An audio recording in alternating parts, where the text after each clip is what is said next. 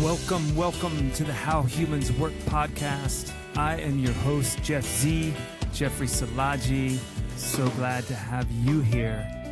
Season 1 is afoot, and we are kicking it off by exploring not just human nature, but particularly the facet of fathers and fathering, the impact and the influence they have on the lives of my guests. Hold tight, stay tuned, and listen in because we are about to journey into a series of conversations. It is incredible. Let's get into it. Let's get started. Here we go. All right, welcome to episode 4. My guest is Chris Brown with the National Fatherhood Initiative.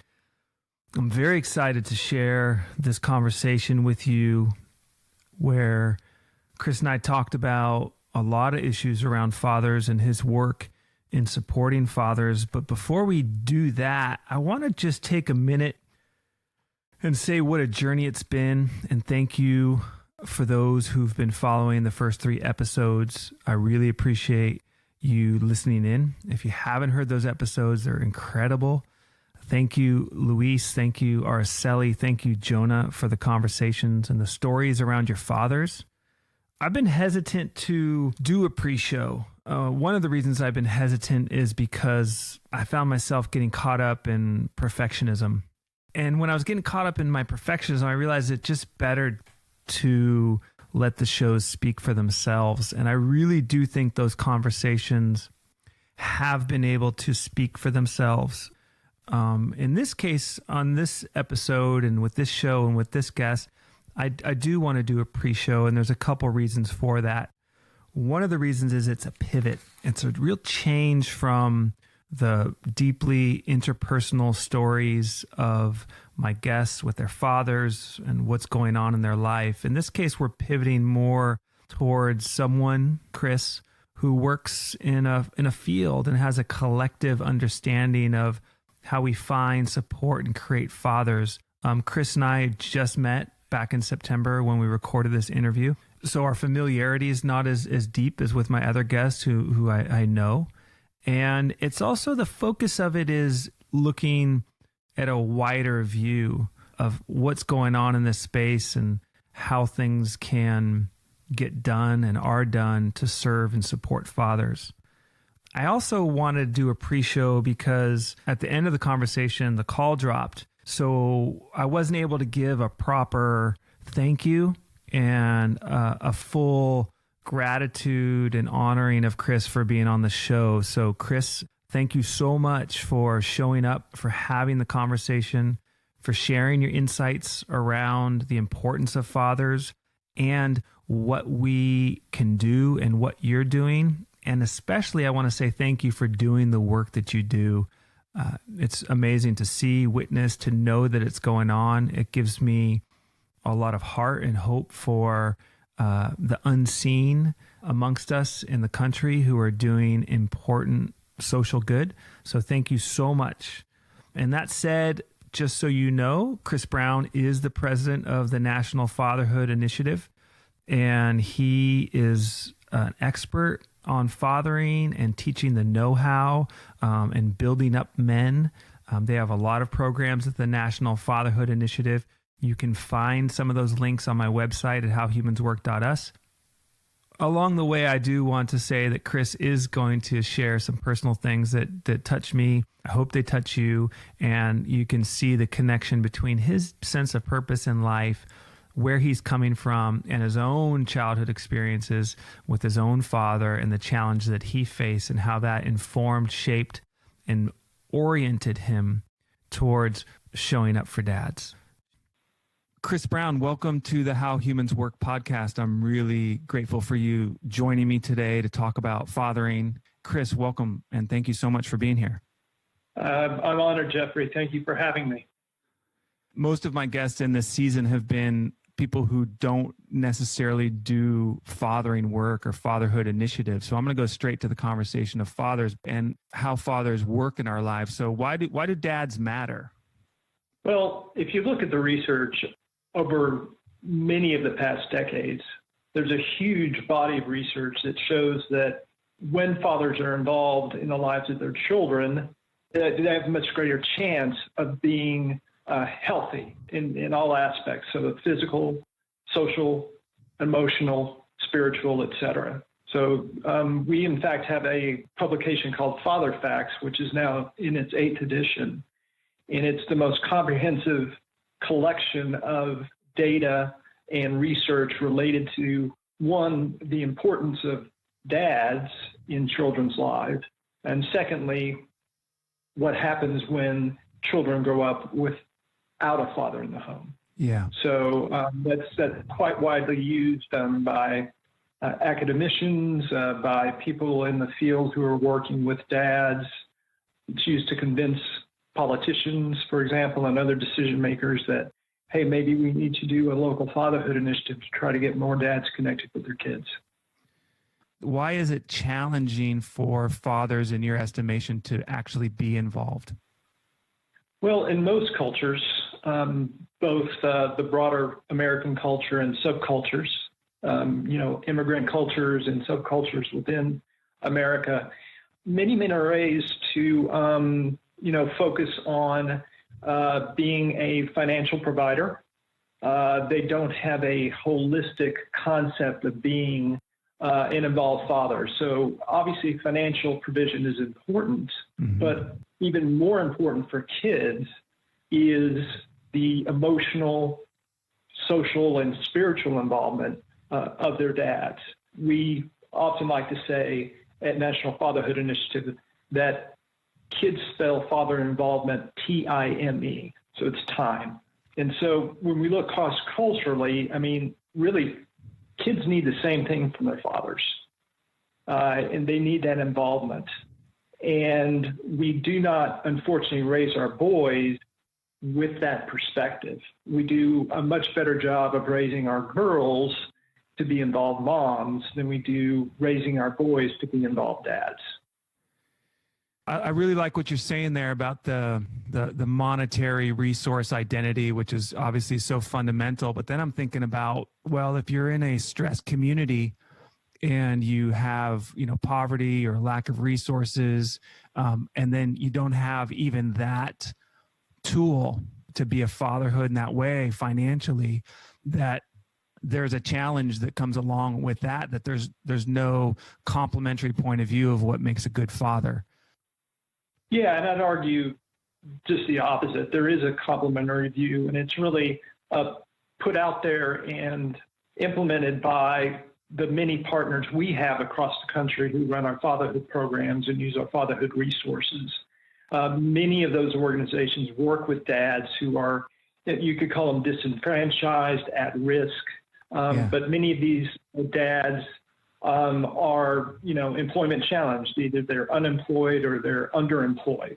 And so when they come into these fatherhood programs, they learn that, this is not just about financial provision. It's also about this more holistic aspect of father involvement. And yet many dads believe that, they need to get that financial piece in place first. So many of these organizations provide training around how to help these guys get employment with certain businesses in their community where the dads graduate from the fatherhood program and they are immediately placed into a well-paying job. So that's where it really happens, is at that community level. I'm really interested in stress. And one of the things when I look at the consequences of lack of, what do you call it? Father absence, right? Correct. Why is that the phrase? Why is it father absence? When we say father absence and you look at the data on our website, and this comes from the Census Bureau, 19.7 million children in this country grow up without a biological step or adopted father. So when we talk about father absence, it's not just absent the biological father, but it's absent a step or adopted father. I see both stress and pressure on fathers, partly like you're saying, there's a narrow imagination and definition of the role of father, but I also see the cascade of stress down into the lives of the children. that there's more behavioral problems, more likely to have abuse and neglect, that there's greater likelihood for crime and drug and alcohol issues, and it's just so like when you think about fathers, aside from the technical details of the problem of their absence, do you have an image or an imagination or a kind of a poetic feeling way of talking about why fathers are important? Yeah, one of the ways that we talk about it is that, fathers need to provide three things, and that is they need to nurture, they need to provide, and they need to guide. And so that in many ways encapsulates that holistic approach to involvement that I mentioned earlier. And you're right. I mean, there are many, many stresses that are put upon children, that are put upon dads and moms when fathers are either completely absent or maybe they're in the home, but they're not as involved as they should be.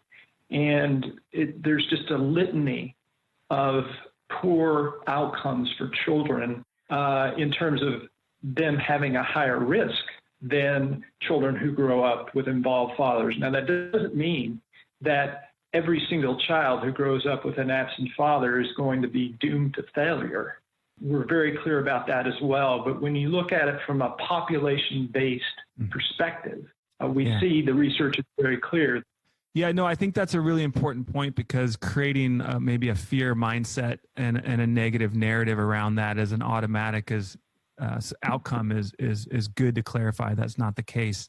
One of the things that happened as I've been working on this project is I got turned on to some of your colleagues and introduced to you. One of the things I didn't understand is there is, like you said, a network of local and national providers really working on this issue around teaching and investing in men to be invested fathers. This is impressive to know. And for people who don't have this part of this, I guess, social good happening, social care happening and teaching and education, give my listeners a portrait of what is going on in this space. I've been involved in this work for more than 20 years. Our organization was founded in 1994. So we've been around a long time, and I joined right at the end of 1999. And the growth in programs and services for fathers that are specifically for dads in communities has been phenomenal. You'd be hard-pressed to find necessarily a program that has a name that specifically mentions dads. Some do, and there are quite a few of them. But the vast majority of organizations are organizations that do lots of different things and serve lots of different populations. It might be a YMCA. We do a ton of work with corrections-related agencies and incarcerated fathers. You really have to kind of search for these providers, and that's one of the things that we help people do in terms of finding partners of ours across the country. Is we have a database called the Father Source Program Locator that allows someone to go in anywhere in the country, look at a map, locate organizations that in some form or fashion work with us. And that's a way to get, one, that's connected with a local service provider who might be able to help them. And two, also to build relationships among these different providers. Because what we've also seen over time is the launching of community-wide, county-wide fatherhood initiatives. And if I understand from your website correctly, part of what you guys do is you help organizations up-level their father knowledge and the importance of fathers and really include it in their programming. So in the array of services they have, they can address the role of a healthy father in the family unit and in the community. Is that correct? You can think about the father involvement work within the broader context of family strengthening work. So it is about strengthening the family, and many of these organizations that we partner with do other types of programs to strengthen families. They might be involved in healthy marriage or relationship education, a GED help getting a driver's license. I mean, there's just a whole range of things. And in fact, we talk with the organizations that we train on our programs and resources that a best practice is to embed it within a much broader array of services that address all of the needs that fathers have, not just that piece that, okay, I'm a dad and here's how I interact with my children. What are these other kind of tangential pieces that I need to do a better job in order to be the best possible father that I can? We don't approach this work as if we're in a silo. We understand that it is an integral part of broader interventions at the community level that can really help dads be better dads. Gosh, there's so much to ask here, but I think the relevant thing for me in my mind right now is just some stories. What kind of stuff have you seen happen? Well, I'll give you an example that comes quickly to mind. Are you familiar with Prison Fellowship?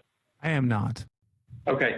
So it is probably the largest ministry in the world that goes into prisons and works with incarcerated individuals on a range of issues. So several years ago, we worked with them to create a Christian version of our Inside Out Dad program for incarcerated fathers. That is now the program that they use across the U.S., and I think it's also used in Canada and some other locations internationally. The feedback that we get from dads who go through Inside Out Dad Christian, but also go through the secular Inside Out Dad, we get cards and letters every month. Nice. From dads, and we respond to them. For a father who's going through the Inside Out Dad, I think is the name of the program. What are they getting in there? What happens for them? We've designed our programs around universal concepts of good fathering cross-culturally. We felt it was best to center it around certain universal principles and then allow facilitators at the local level to customize it based on the unique group of dads that they happen to be working with at the time. What are those principles? So, self-awareness, caring for self, fathering skills, parenting skills, and relationship skills. And then all of the content in Inside Out Dad and our other programs is built around those characteristics or those traits and kind of building them up. So the first part of our programs typically start with focusing on the man first and on the father second, based on the notion that it's difficult to be a good father if you're not a good man first. That is so on point. I'm sorry to interrupt, Chris, but that is so on point because earlier in the conversation, I know from my own experience that how I feel about myself as a human, a man in this case, how adapted I am, how successful and confident I feel is so directly correlated to my parenting skills. Absolutely.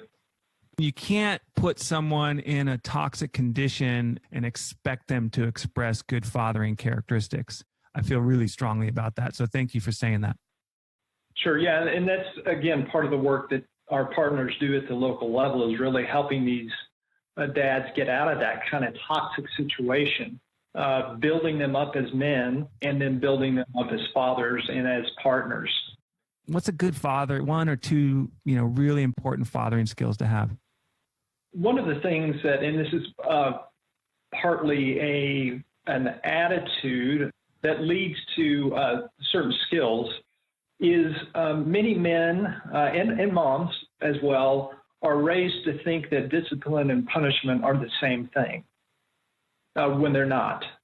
So our programs teach dads, for example, that discipline is about teaching and guiding. We help them understand that punishment can be effective, but it should be used as a last resort instead of a first choice. So we teach them discipline techniques that teach and guide their children rather than punish them. We teach them when they do need to punish their children, what are nonviolent ways of doing that? Yeah. And finally, the importance of repairing the damage that's caused, particularly with punishment. And I think that's what a lot of parents don't realize, is that when you punish a child, it causes damage between you and that child. And it's important as a father to be able to recognize that, and when the punishment is done, to repair that damage by talking about, for example, what you did as opposed to who you are. So closely related to that, another skill is not labeling your children in a specific way based on a single incident of, let's say, misbehavior.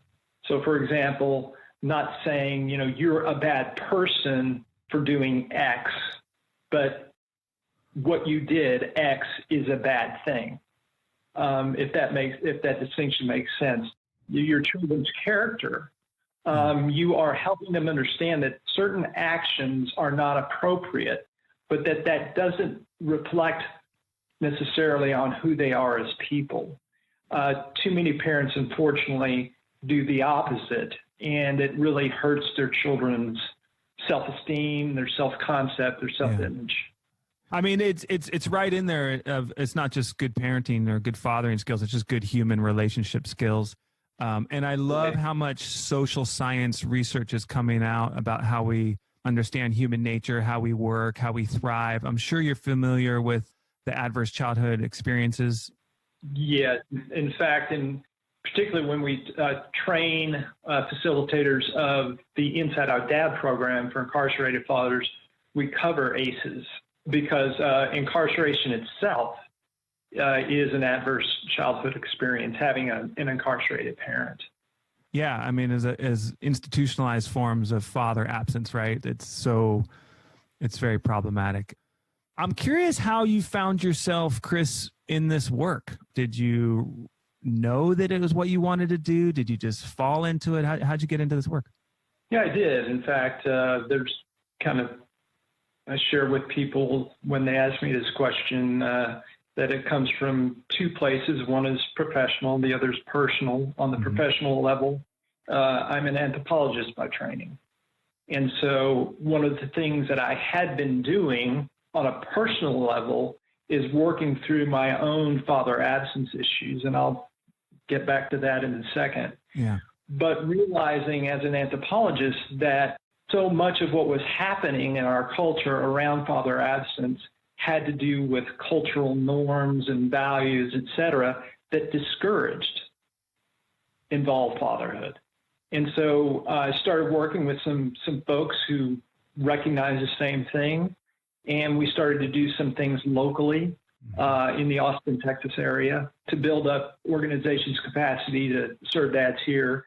And then the governor's office, when Bush was governor here, acquired some funding and decided they wanted to start a statewide fatherhood initiative. They put out an RFP for it, and National Fatherhood Initiative won it. And I then got connected with National Fatherhood Initiative. And so initially we established an office here in Texas with a few staff. And over time, I grew through the organization to become a vice president and eventually the president. But, what has driven me even more, Jeff, is the fact that, I grew up without a father, not in the sense of physical absence, but emotional absence, spiritual absence. So my dad and mom were married until I got into high school, and they eventually divorced. Up to that point, I really didn't have much of a relationship with my father. We were not close. We did not do things together. He was closer to my brother than I was. He, is a very successful organist and harpsichordist. He had people come from all over the world just to study with him. It's a very talented, very intelligent individual. And yet it was very difficult for him to find time to spend with me and with my younger brother, particularly around interests that weren't his. we had a very contentious relationship growing up. I tried for years to get my dad to play catch with me. Something, you just think about dads and kids doing, particularly dads and boys. And he refused to do it. And eventually, I guess I pestered him enough to where he agreed to do it one day. So I took him in the backyard, gave him one of my gloves. We started to throw the ball back and forth, and lo and behold, he could actually catch and throw a ball. I didn't know he could do that. Uh-huh. And so as we got warmed up, I started to throw it a little bit harder, and then I just hummed one in and, hit his mitt really hard. And it's kind of a cool thing because usually they say, well, that was a nice throw. Well, my dad didn't. He kind of came across the yard, put his finger in my face and said, I knew this was a bad idea, and I'm never going to do it again. Wow. Now, that has a link to what eventually happened with our relationship. So at that point, I was about 12 years old. I just decided I was not going to try to, have a relationship with my father. And, again, my parents eventually got divorced and he was out of the house and that was it. Well, in my early to mid-20s, I started to reach back out to him. And it took about 5 years, but we ended up developing a much closer, intimate relationship. And we're now quite close. Mm-hmm. And he's been a wonderful grandfather to my two daughters. But that event, that playing catch, it wasn't until I got old enough that I realized that the reason he didn't want to do that was because his hands were his life. That's how he provided for us. That was his profession. And he didn't want to injure his hands in any way. Now, he didn't communicate that to me. I eventually used that to forgive the absence he had in my life. And I think that's one of the things that we do with dads in our programs is get them to a point where they can, if possible, forgive their own fathers for being absent from their lives, because that simply helps them to be better fathers to their own children once they can forgive and not carry that anger and frustration into the relationships they have with their own children. It's good that you're in a good place with your dad. That's great. I'm curious, in those years, did you have father figures who were there for you? Yeah, I didn't. My mom and dad moved about as far away from their parents as they could and their relatives. So there was not a relative per se. Mm-hmm. I had some coaches who were, good guys, but none that really sort of mentored me. And the friends that I had growing up, the close friends, I hung out with them and their fathers, but their dads were not the kind that would sort of put their arm around you and mentor you and talk to you about your situation. So it's been one of the, I would say, difficult things in my own just personal development is not having, that father figure or figures as I aged. Now, what I did experience in my early to mid-20s when I went to graduate school is I found a group of guys who also were trying to work through their own issues of father absence. Mm-hmm. And that's where we kind of developed a group mentoring dynamic, just reading through certain books and talking about those books and just talking about our experiences. While I didn't have father figures at that point, earlier in my life, I definitely had other men who were open enough to talk about these issues that it really helped me to grow and heal. That's good. So would you say you've done quote unquote men's work, like worked in groups and had, brotherhoods and done deep conversations, healing work? Has that been part of your journey? Absolutely. Yeah. Yep. Yeah, me too. Very important. It's interesting because it's like your dad was there but he wasn't. Yeah. So I mean, there's no perfect fathers or fathering for sure that I've seen. And even really good fathers who have a certain set of skills might not be well-rounded in other ways. Do you consider that like an adverse childhood experience, like subjectively? Like, do you feel like, yeah, I didn't really have someone who was there that loved me and looked after me and protected me and buffered me from the challenges of formation and growing a mind and a heart and becoming a human? Well, certainly from the male perspective. Now, my mother is a wonderful, she's fantastic. I often talk about her as my hero. Yeah.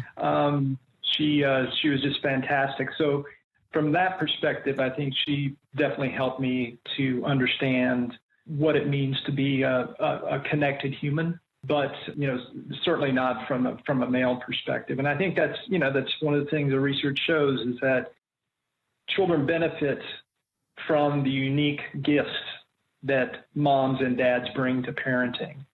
And so when you only get half of that, it's certainly not as good as getting all of that. And that's where, hopefully father figures step in, and many children do have those father figures. And it's wonderful.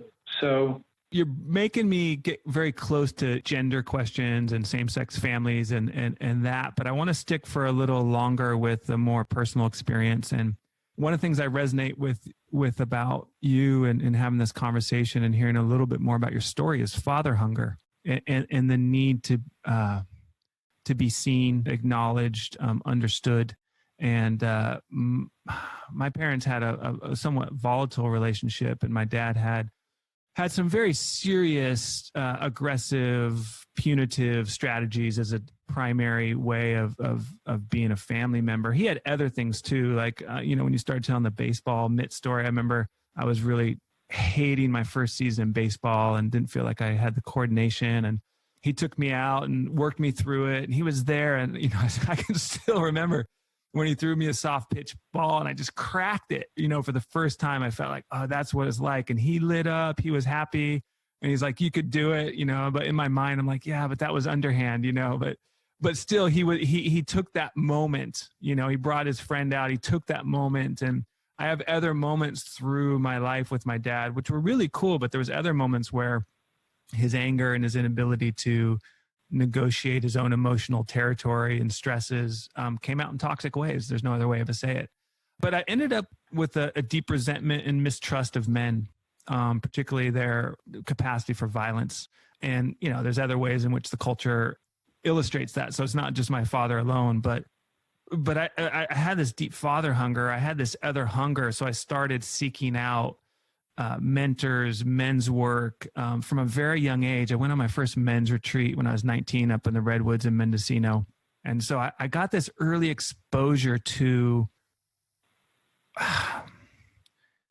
how a circle of men can nurture each other, basically help each other attune to conflicts, emotional challenges, relationship struggles. And it became a very much a through line through my life. I was able to reconcile in a deep way with my father because he finally decided to see me in a way when I think I was 25, started to see and show up and be like, okay, I need to be here in a different way, and made his own form of amends and presence and apologize for his mistakes. I guess I'm going towards two things here, Chris. One is this kind of shared acknowledgement that, at the most basic level, there's all the facts and figures, but it's that direct quality of being seen and being related with and knowing that you matter to someone. Yeah, I mean, it's a central job of a parent to help their child feel valued in all the ways that they need to be valued. And, one of the things that we see, and that there have been a number of really great documentaries done in recent years on fatherhood, particularly those that focus on the communities of color where father absence has been most prevalent. And when you hear the kids, interviewed, or, adult children interviewed, that often comes up, is just the fact that my dad wasn't here. Why didn't he like me? Why didn't he want me? And the children take it so personally, as if somehow it's their fault, when it's anything but.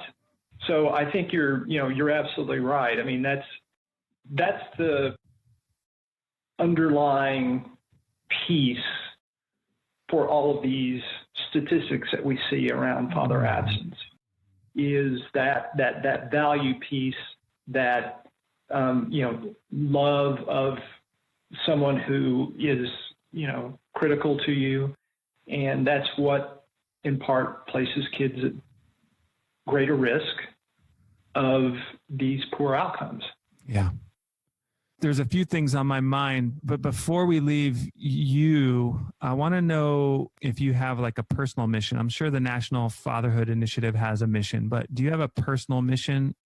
I'll tell you what mine is to kind of prime you, to give you time if you need to think about it. But mine is, I'm really interested in ending the war on human nature. I think if you look at and nature itself, but I think humans, my perspective is that humans are not totally at peace with our nature in a number of ways, and that there's subtle battles that we have where we are quarreling and quibbling, and that particular existential condition can be seen in a lot through human behavior. So one of the things my personal mission is to help individuals reconcile their relationship with how we work. That's why my podcast is How Humans Work. That's why I'm interested in human nature. That's why I'm interested in fathering as a function of human nature. So do you have a personal mission? It's not a personal mission. It's what's called a personal philosophy.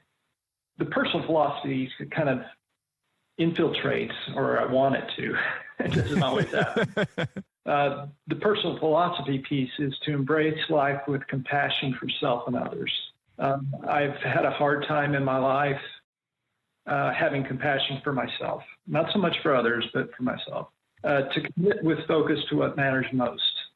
I mean, I think that's a key to being successful in anything that you do. To learn always and to challenge assumptions with an open mind. I think one of the biggest issues we have in our country these days is confirmation bias.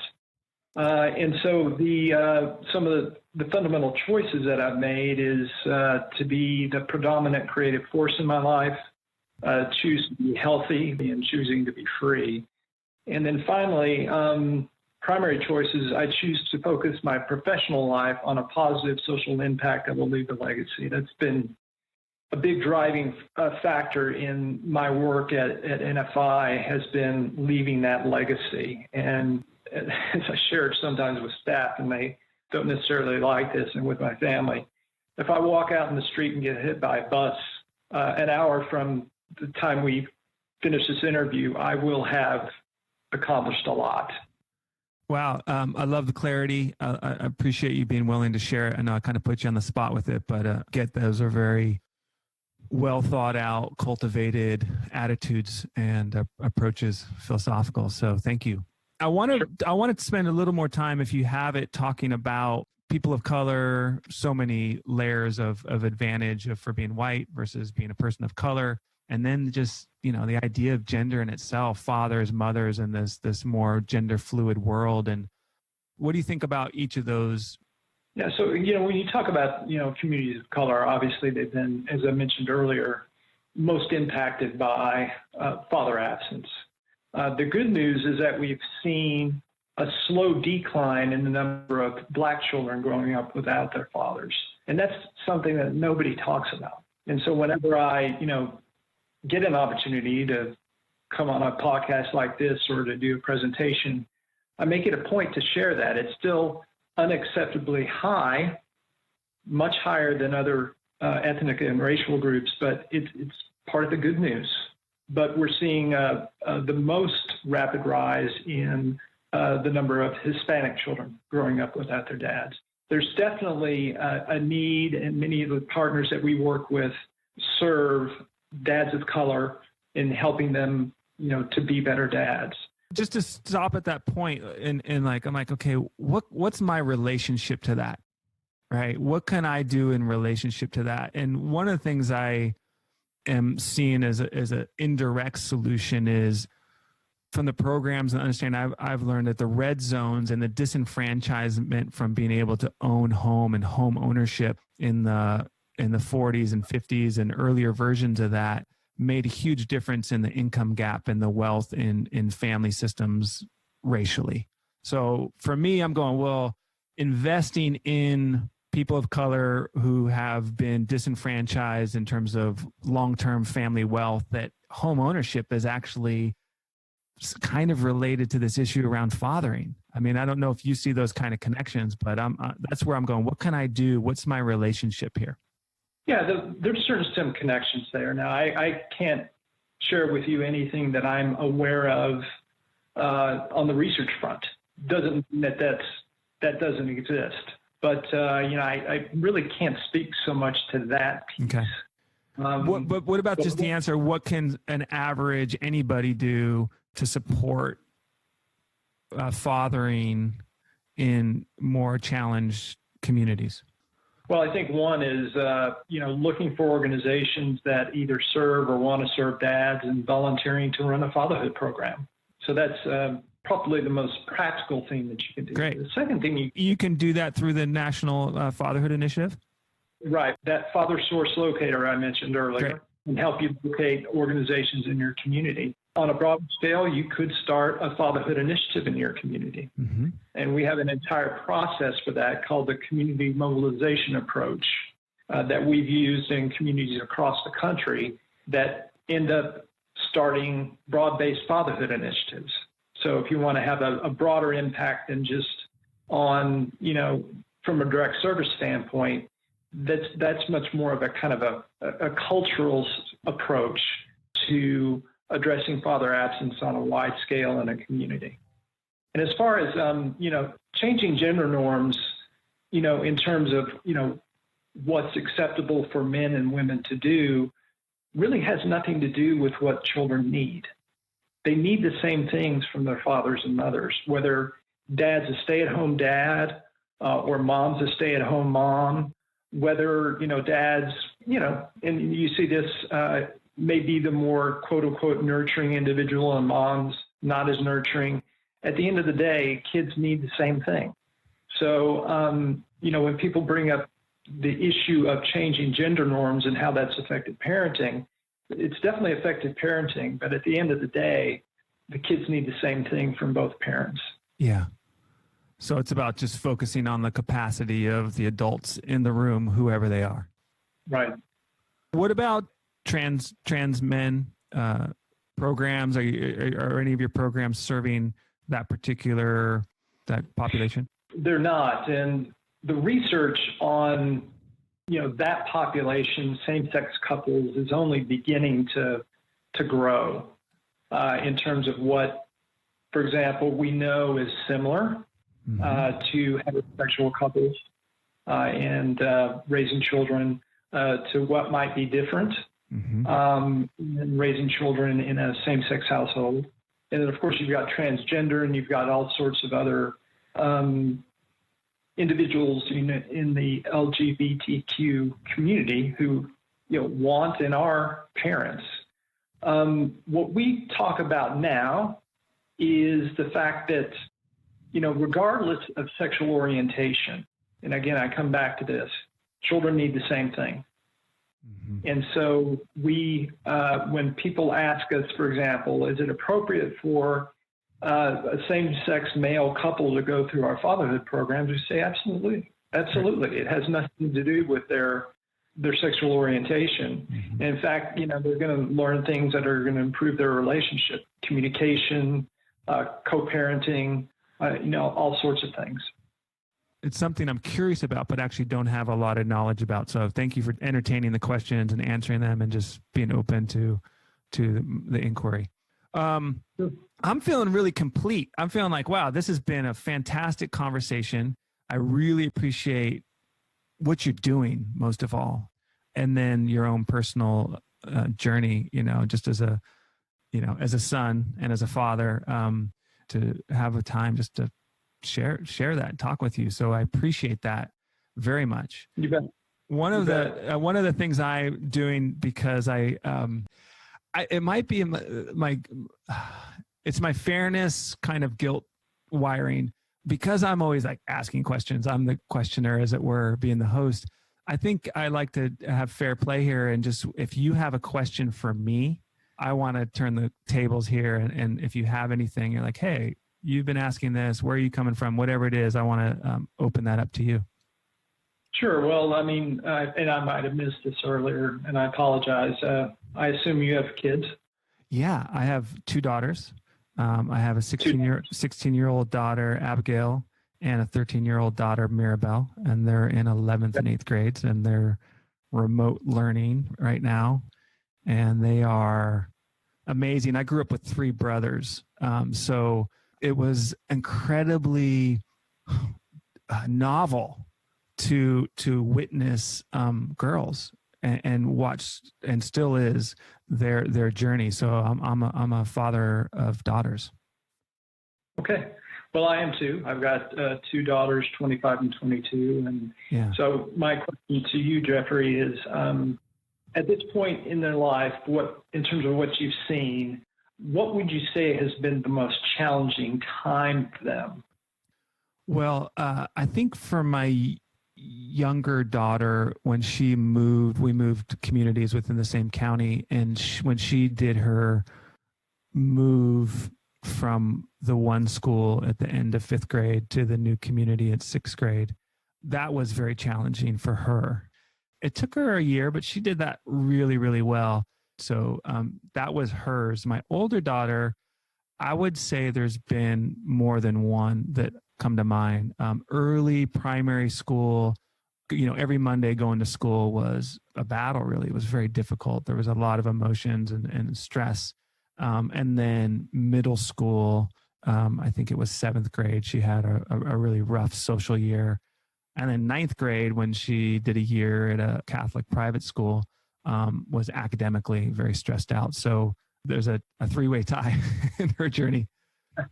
Well, the middle school piece is what I was looking for. For both my girls, the most challenging time, and I hear this from dads of other girls, is middle school. It can be a very, very difficult time for girls. In high school, it's a little bit easier for them, and with boys, it seems to be a little bit of the opposite, where middle school is okay, but high school is a challenging time. Now, obviously, that varies based on the child, but yeah, it's very interesting raising girls. My oldest just got engaged. All right. Yeah, she's getting married within the next couple of years, and my younger daughter just to her first teaching job. So she's actually teaching kids virtually right now.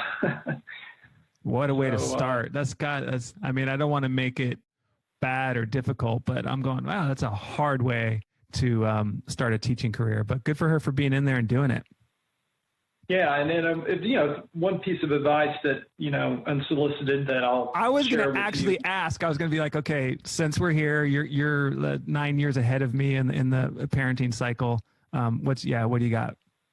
Should your daughters choose to go to college, and should we choose to get this COVID thing under wraps, definitely consider having them study abroad for a semester or two. Yeah.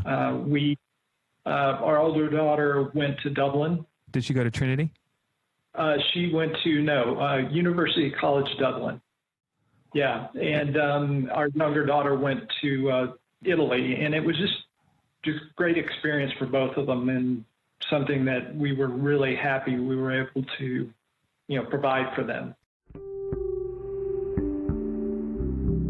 Thank you so much for joining us today.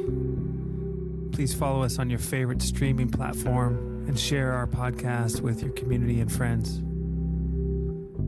All music is composed by the incredible Chase Jackson at chasejacksonmusic.com. To learn more about this show, our guest, as well as Jeffrey and his work helping people find peace with their human nature, go to howhumanswork.us.